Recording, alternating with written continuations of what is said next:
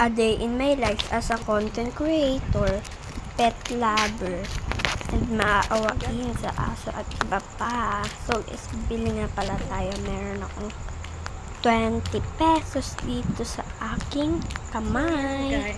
Charis. Uy, baka 20. 20 naman to. Pag mayroong mga tao, pag mayroong tao, nakaganito ako. Pag may tao naman, nakaganyan ako. Yan.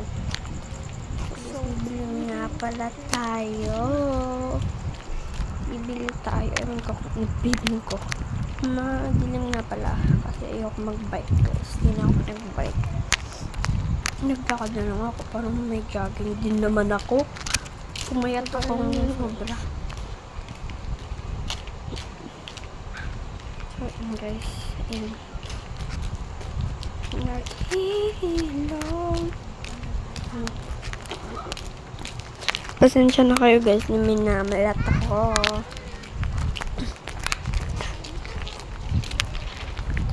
So guys, di pa rin kasi natatanggal ang aking ubo. Kaya naglalakad na ako. 1 minute na lang bago makarating. Or 5 seconds. Or 20 seconds na lang guys.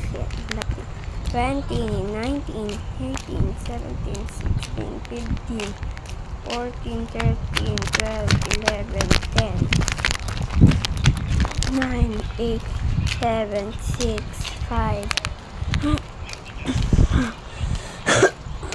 4, 3, 2, 1, go.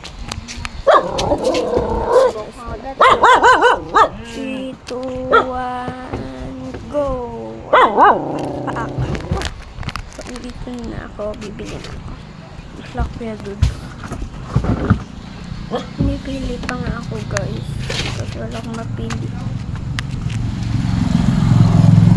Wala akong mapili dyan guys. So guys, day 4 na pala guys. Ang pagbablog ko. Ay, day 6 na pala.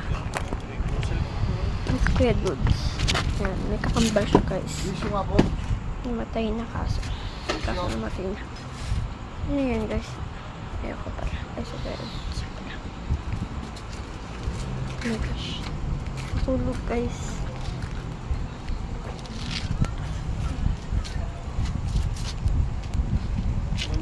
Wala ko pa dito. Nahulog guys. Dito po. A day in my life. Ganun guys. Hindi kasi ako magano. A day in my life as content creator, pet lover.